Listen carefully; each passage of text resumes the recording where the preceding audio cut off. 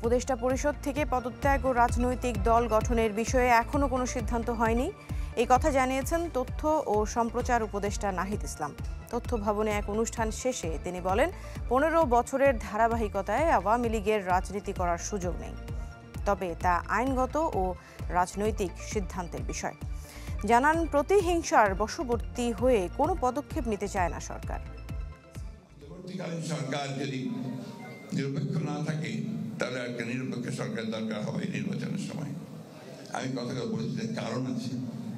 কারণ আমরা দেখি যে বেশ কিছু বিষয়ে অন্তর্বর্তীকালীন সরকার নিরপেক্ষতা পালন করতে পারছেন না। যারা ছাত্ররা এখন রাজনৈতিক দল খোলার কথা বলছেন, বৈষম্যবিরোধী ছাত্র আন্দোলন কিংবা নাগরিক কমিটি, সরকারে যে 3 জন ছাত্র উপদেষ্টা আছেন তারা যদি এই প্রক্রিয়ার সাথে না থাকেন তাহলে তো সেক্ষেত্রে কোনো বাধা নেই। সরকারি থেকে রাজনৈতিক দল গোছানোর চেষ্টা।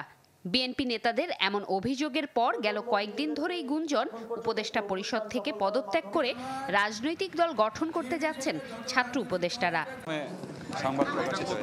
বৃহস্পতিবার রাজধানীর এক অনুষ্ঠান শেষে এ নিয়ে জানতে চাওয়া হয় তথ্য উপদেষ্টা নাহিদ ইসলামের কাছে। গুঞ্জন উড়িয়ে দিয়ে জানান, এখনো কোনো সিদ্ধান্ত হয়নি।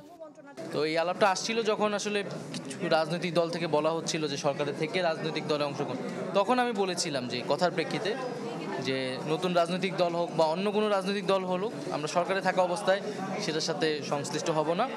এখন পর্যন্ত আমাদের এরকম কোনো সিদ্ধান্ত বা পরিকল্পনা আসলে হয়নি। আওয়ামী লীগের নিষিদ্ধের প্রশ্নে নাহিদ ইসলাম বলেন, প্রতিহিংসার বর্ষবর্তী কোনো সিদ্ধান্ত মেনে নেবে না অন্তর্বর্তী সরকার। আওয়ামী লীগ নামে, আওয়ামী লীগ ব্যানারে আসলে রাজনীতি করার সুযোগ বাংলাদেশে থাকা উচিত না বলে আমরা মনে করি। সেটার আইনগত প্রক্রিয়া কি হবে, রাজনৈতিক প্রক্রিয়া কি হবে, সেটা হয়তো আমাদের আলোচনা করে বের করতে হবে। আবার পাশাপাশি এটাও আমরা বলেছি যে আমরা কিন্তু কোনো প্রতিহিংসা হয়ে আমরা রাজনৈতিক প্রতিহিংসা শুরু করতে চাই না। আমরা রিকনসিলিয়েশনও চাই, আমরা জাস্টিসও চাই। এর আগে রাজধানীর তথ্য ভবনে গণ অভ্যুত্থানে হতাহত, অসুস্থ ও অসচ্ছল সাংবাদিকদের অনুদান এবং সন্তানদের বৃত্তি হিসেবে 127 জনকে আর্থিক সহায়তা দেওয়া হয়। জোমাতুল বিদা, চ্যানেল 24, ঢাকা।